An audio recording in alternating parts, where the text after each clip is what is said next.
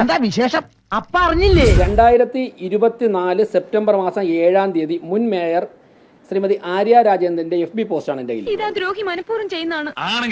തിരുവനന്തപുരം നഗരസഭയുടെ പ്രഖ്യാപിത നയമാണ് കാർബൺ ന്യൂട്രൽ അനന്തപുരി എന്നത്. ഞങ്ങൾ ആദ്യം പറഞ്ഞു പോയി, അവൻ എന്തിനുള്ള പുറപ്പാടാണെന്ന് മനസ്സിലാവുന്നു. നഗരത്തിലെ ജനങ്ങൾക്ക് ഏറ്റവും സുഗമവും കുറഞ്ഞ നിരക്കിലും ഗതാഗത സൗകര്യം ഉറപ്പാക്കുന്നതിന്റെ ഭാഗമായിട്ടാണ് തിരുവനന്തപുരം നഗരസഭ സ്മാർട്ട് സിറ്റി പദ്ധതി ഉൾപ്പെടുത്തി 115 വൈദ്യുതി ബസ്സുകൾ KSRT സ്വിഫ്റ്റിന് വാങ്ങി നൽകിയത്. നഗരസഭ സ്വിഫ്റ്റിന് വാങ്ങി നൽകിയതെന്നാണ് LDF മേയർ പറഞ്ഞത്. അതിന്റെ ഭാഗമായി രൂപം കൊടുത്ത ഒരു ത്രികക്ഷി കരാർ വ്യവസ്ഥ പ്രകാരമാണ്, ഇതാണ് ത്രികക്ഷി കരാർ, ഈ വൈദ്യുതി ബസ്സുകൾ സർവീസ് നടത്തേണ്ടത്. എന്നാൽ KSRTC ഈ കരാറിലെ വ്യവസ്ഥകൾ ലംഘിച്ചതായാണ് പരിശോധനയിൽ കാണുന്നത്. മനുഷ്യനെ നാണം കെടുത്താനായിട്ട് ഓരോ കോമാളി വേഷോട്ടോണ്ട് ഇറങ്ങിയിരിക്കുക. നഗരസഭയുടെ പരിധിയും കഴിഞ്ഞ് സമീപ ജില്ലയിലേക്ക് വരെ നഗരസഭ വാങ്ങി നൽകിയ വൈദ്യുതി ബസ്സുകൾ യാത്ര ചെയ്യുന്നുണ്ട്. നഗരത്തിൽ അന്തരീക്ഷ മലിനീകരണത്തിന്റെ തോത് കുറയ്ക്കാനും നഗരവാസികൾക്ക് കുറഞ്ഞ നിരക്കിൽ ഫലപ്രദമായ പൊതുഗതാഗത സൗകര്യം ഒരുക്കുന്നതിന് ലക്ഷ്യമിട്ടുള്ള വൈദ്യുതി ബസ്സുകളുടെ സേവനം ആ ആവശ്യത്തിന് തന്നെ ഉപയുക്തമാകുന്ന നഗരസഭ ഉറപ്പുവരുത്തും എന്ന് തുടങ്ങിയിട്ടാണ് ആര്യ രാജേന്ദ്രന്റെ 2024 സെപ്റ്റംബർ 7 ഫേസ്ബുക്ക് പോസ്റ്റ്. അപ്പോൾ LDFന്റെ മേയർ തന്നെയാണ് ഇക്കാര്യങ്ങൾ അന്ന് തന്നെ ഉന്നയിച്ചുകൊണ്ടത്. എന്നെ സംശയിക്കരുത്. ഞാനിപ്പോഴും ബഹുമാനപ്പെട്ട മന്ത്രിയോട് പറയുന്നത്, ഈ കരാർ പാലിക്കണം. LDF ഗവൺമെന്റിനോട് പറയുന്നത്, LDF ഗവൺമെന്റ് ഒപ്പിട്ട കരാറാണ്. LDFന്റെ നഗരസഭ ഭരിച്ചിരുന്നപ്പോഴാണ് കരാർ ഒപ്പിട്ടത്. മറ്റൊന്ന് ബഹുമാനപ്പെട്ട മന്ത്രി പറഞ്ഞു, ഒരു കത്ത് കൊടുത്താൽ 113 ബസ്സും 1 മണിക്കൂറിനുള്ളോ 24 മണിക്കൂറിനുള്ളോ തിരിച്ചു. ഞങ്ങൾക്ക് ആ പ്ലാൻ. ഈ ഇലക്ട്രിക് ബസ്സുകളെ കുറിച്ച് അന്വേഷിച്ചാൽ നിങ്ങൾക്ക് അറിയാം, അതിലേറ്റവും പ്രധാനപ്പെട്ട ഘടകം അതിൻ്റെ ബാറ്ററിയാണ്. ഒരു നിശ്ചിത സമയം കഴിഞ്ഞാൽ അതിൻ്റെ ബാറ്ററി മാറ്റണം. ഇപ്പോൾ എല്ലാ ബസ്സും ബാറ്ററി മാറ്റേണ്ട സമയമായി. ഞങ്ങൾക്ക് ബസ് തിരിച്ചെടുക്കണമെന്നോ ബസ് ഓടരുതെന്നോ മറ്റുള്ള സ്ഥലങ്ങളിലെ ആൾക്കാർക്ക് യാത്ര ചെയ്യേണ്ടെന്നുള്ള പോയിന്റ് ഒന്നുമില്ല. അതൊക്കെ നാട്ടുകാർക്ക് അറിയാവുന്ന കാര്യമല്ല. അങ്ങയുടെ ഗവൺമെന്റിലെ ഗതാഗത മന്ത്രി, അങ്ങയുടെ മുന്നണിയുടെ മേയറും നേതൃത്വം നഗരസഭയുമായിട്ട് ഒപ്പിട്ട കരാർ നടപ്പിലാക്കണം എന്ന് മാത്രം. ഇല്ലെങ്കിൽ വിശ്വാസ്യത പോകും. തർക്കുത്തരം പറയാനോ ഗുസ്തി മത്സരത്തിനോ ഒന്നും അല്ല ഞങ്ങൾ ഈ വിഷയം. ഇപ്പൊ ഇങ്ങനെ വന്ന പശ്ചാത്തലത്തിൽ 113 ബസ് ഞങ്ങൾക്ക് തരാം, KSRTC സ്റ്റാൻഡിൽ ഇനി ഇടാൻ പറ്റില്ല എന്നൊക്കെ വാർത്തകളുണ്ട്. ഞാൻ അദ്ദേഹം പറഞ്ഞിട്ടുള്ള വാർത്തകൾ. ബസ്സുകൾ KSRTC സ്റ്റാൻഡിൽ തന്നെ ഞങ്ങൾ കിടക്കുള്ളൂ. ബസ്സുകൾക്ക് നിർബന്ധമൊന്നുമില്ല. കോർപ്പറേഷൻ ഇഷ്ടംപോലെ സ്ഥലം വേക്കനില്ലല്ലോ. അങ്ങനെ ഒരു ഘട്ടം വന്നു കഴിഞ്ഞാൽ 100-ഓ 1000-ഓ ബസ്സൊക്കെ ഇടാനുള്ള സ്ഥലമൊക്കെ കോർപ്പറേഷനുണ്ട്. പക്ഷെ ഞങ്ങളിപ്പോൾ അത്തരത്തിലുള്ള ആലോചന. എനിക്കൊന്നും അറിയാൻ മേലടോ. കോർപ്പറേഷനിലെ കോൺഗ്രസ് വാർഡുകളിലെ മഹാഭൂരിപക്ഷം വരുന്ന വോട്ടർമാർ സംഘപരിവാർ വൽക്കരിക്കപ്പെടുകയോ വർഗീയ രാഷ്ട്രീയത്തിന്റെ പ്രണയിതാക്കളായി മാറുകയോ ചെയ്യുന്ന കാഴ്ചയാണ് നമ്മൾ കണ്ടത്. രണ്ടക്കം തികയ്ക്കാൻ പാടുപെടുന്ന കോൺഗ്രസ് അനുഭവങ്ങളുടെ പ്രതീകമായിട്ടാണ് ഇന്ന് തിരുവനന്തപുരം നഗരസഭ കോർപ്പറേഷനിൽ കോൺഗ്രസ് നിൽക്കുന്നത്. ആ അവസ്ഥയിൽ നിന്ന് കോൺഗ്രസ് രക്ഷപ്പെടാൻ ഒരു ശ്രമം നടത്തുന്നുണ്ടോ? അതിന് യുവതിയുവാക്കൾ, ട്രാൻസ്ജെൻഡറുകൾ, പ്രായമായവർ, മുതിർന്നവർ, അനുഭവ സമ്പത്തുള്ളവർ ആരെയും നമുക്ക് സ്വാഗതം ചെയ്യാം. ഞാൻ സ്വാഗതം ചെയ്യുന്നത് ഒരു പൊതുവിൽ മതനിരപേക്ഷ രാഷ്ട്രീയത്തിന്റെ പ്രതീകമായി തിരുവനന്തപുരവും കേരളവും തുടരണം എന്ന് ആഗ്രഹിക്കുന്ന ഏതൊരാളും സ്വാഗതം ചെയ്യും എന്നതുപോലെ ഞാൻ അതിനെ സ്വാഗതം ചെയ്യുന്നു. ഉപദ്രവമല്ലാതെ എന്തെങ്കിലും. പക്ഷേ വെടിവെച്ചിടത്ത് തന്നെ ലക്ഷ്യം കൊള്ളണം.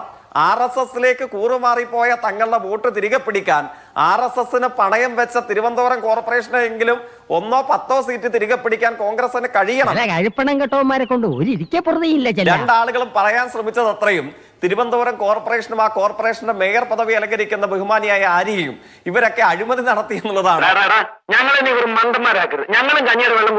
എനിക്ക് തോന്നുന്നു ഒക്ടോബർ മാസം 23, 2024, അതായത് നമ്മളിവിടെ ചർച്ചയ്ക്കായി ഒത്തുചേരുന്നതിന് കൃത്യം 1 വർഷം മുമ്പ് യൂണിയൻ ഗവൺമെന്റിന്റെ ഭാഗമായിട്ടുള്ള അർബൻ മിനിസ്ട്രി 2 അവാർഡുകളാണ് ഈ തിരുവനന്തപുരം കോർപ്പറേഷന് കൊടുത്തത്. വലിയ തെറ്റായി പോയെന്ന് എനിക്ക് ഇപ്പൊ തോന്നുന്നു. രാജ്യതലസ്ഥാനത്ത് വിളിച്ച് തിരുവനന്തപുരം കോർപ്പറേഷന്റെ സെക്രട്ടറിയെയും മേയറെയും വിളിച്ചാദരിച്ചു. എന്തിനു വേണ്ടിയിട്ടാണെന്ന് ആങ്കർക്ക് അറിയണ്ടേ?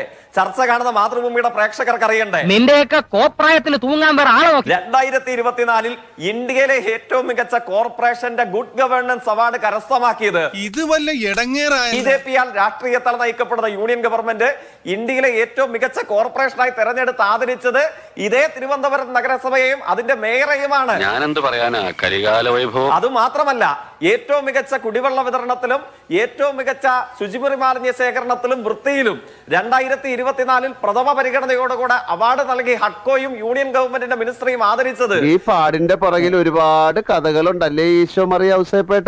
നമ്മുടെ തിരുവനന്തപുരം കോർപ്പറേഷനെയാണ് അഴിമതിക്കാരി എന്ന പച്ചക്കള്ളം യാതൊരു ഉളുപ്പുമില്ലാതെ പറഞ്ഞ ഇതേ മേയറെയും കോർപ്പറേഷനെയും 2 തവണ 2024 മാത്രം യൂണിയൻ ഗവൺമെന്റ് ആദരിച്ചു. തള്ളി ഇവിടം വരെ കൊണ്ടുവന്നില്ലേ, ഇനി തള്ളല്ലേ താങ്ങും. അഖിലേന്ത്യാ തലത്തിൽ അന്തർദേശീയ തലത്തിൽ ഷാങ്ഹായ് കോർപ്പറേഷനും ഹ്യൂമൻ ഹാബിറ്റാറ്റ് മുതൽ ഇന്ത്യയിലെ യൂണിയൻ ഗവൺമെന്റും കേരളത്തിലെ ആർദ്രം മിഷനും ലൈഫ് മിഷനും വരെ നൽകി ആദരിച്ച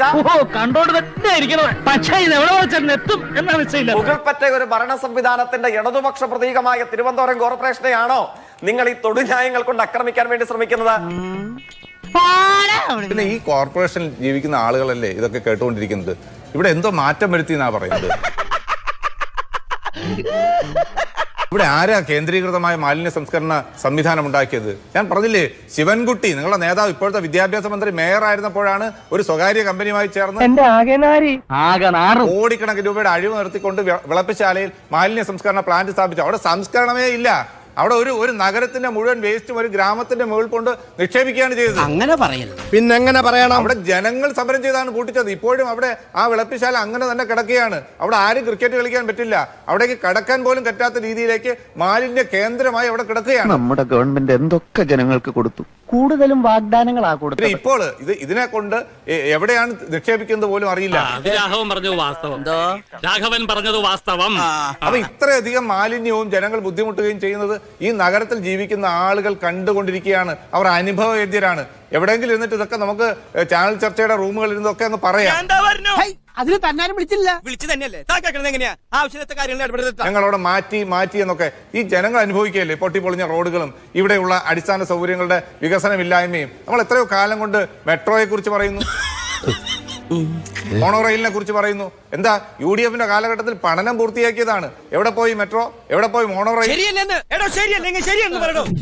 നാട്ടുകാരുടെ ഭാഗ്യദോഷം അല്ലാതെ എന്ത് പറയാനാ? അല്ലേ സാറേ? നീ ഇതുവരെ അത് വിട്ടില്ലേ? വിട്ടില്ല. എനിക്ക് നീതി കിട്ടണം, അത്രേ ഉള്ളൂ. എനിക്ക് വേറെ ഒന്നുമില്ല. താനെന്നെ നിയമം പഠിപ്പിക്കുക. താനൊരു കാര്യം ചെയ്യും. ഇന്നും പറഞ്ഞത് അത് തന്നെ. കോടതിയിൽ പോയി തിരക്കാൻ പറഞ്ഞു. നേരും നെറിവും മനസാക്ഷിയും ഒക്കെ ആയിക്കൂടെ? നിങ്ങൾ കോടതിയിലല്ലേ പരാതി കൊടുത്തത്? നമുക്കല്ലല്ലോ പരാതി എന്ന് ഇങ്ങനെ പറഞ്ഞപ്പോഴത്തേക്ക് ഞാൻ ചോദിച്ചു, സാറേ കോടതി കൊടുത്തിട്ടുണ്ടെന്ന്. കോടതിയിൽ പോയി 2 പേപ്പർ ഞാൻ എടുത്തു. എന്റെ പേപ്പർ ആകെ 2 ഷീറ്റ് പേപ്പർ. മേയർ മേഡത്തിന്റെ നോക്കിയപ്പോ ഇത്രയും കെട്ടൊരു പേപ്പർ ഉണ്ട്. ആരെ കാണിക്കാനാണ് നീ കോപ്രായം കാണിക്കുന്നത്? തന്റെ മുഖത്തൊണ്ട് ലക്ഷണം. താൻ ഈ തൊഴിലിന് പറ്റിയവനല്ല. ഇവിടുത്തെ CI നല്ല രീതിയിൽ സപ്പോർട്ടാണ്. അതായത് അവർക്ക് സപ്പോർട്ടാണ്. തോറ്റു കൊടുക്കില്ല. അതിനെനിക്കൊരു പോലീസിന്റെയും പട്ടാളത്തിന്റെയും സഹായം വേണ്ട. ഒരു പാവപ്പെട്ടവന്റെ മേളിൽ കുതിര കയറുന്നതാണ്. അമ്മക്ക് പ്രാണവേദന, മകക്ക് വീണവായന എന്ന് പറഞ്ഞ മാതിരിയായി ഇപ്പൊ എന്റെ സ്ഥിതി. എന്റെ നേതാക്കന്മാര് പിന്നെ ഇതിന് തക്കതായ ശിക്ഷ കൊടുക്കണം. ഇവര് രാജിവെച്ച് പുറത്തു പോകണം. ഞാൻ അകത്താവും. പാവം ഉള്ളേ പോകുമ്പോ ഇതിന് സമ്മതിക്കും സാറേ. അതെ, അത് ശരിയാകില്ല. ഹൈക്കോടതി ഇടപെട്ടിട്ട് പോലും ഇവര് അതിന് വകവയ്ക്കാത്ത ആൾക്കാർ. പോലീസ് സ്റ്റേഷനിൽ നിന്നും ഒരു സഹതാപം ഞാൻ പ്രതീക്ഷിക്കുന്നു. പക്ഷെ സാർ ഒന്ന് മനസ്സിലാക്കി, ഈ കാക്കി കുപ്പായത്തിനുള്ളിൽ മനസ്സാക്കി മരിച്ചു മരവിച്ചു പോയിട്ടില്ലെങ്കിൽ ഈ സംഭവങ്ങളെ കുറിച്ച് പറ സാർ. ആദ്യം ഒരു നാട് ഭരിക്കാൻ വലിയ കഴിവൊന്നും വേണ്ട, പക്ഷെ ഒരു നാട് മുടിക്കാൻ കഴിവ് വേണം. 6 ഇഞ്ച് നീങ്ങി ഒരു ചുവന്ന സ്വിച്ച് കാണുന്നുണ്ടോ? കാണുന്നുണ്ട്. ഈ സ്വിച്ചിന്റെ കാര്യമാണ്.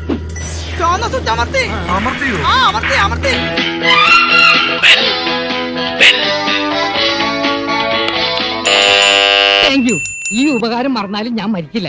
ഇതൊക്കെ എന്ത് അപ്പോ നാളെ നേരത്തെ തന്നെ ഇങ്ങോട്ട് എത്തണം കേട്ടോ? ശരി.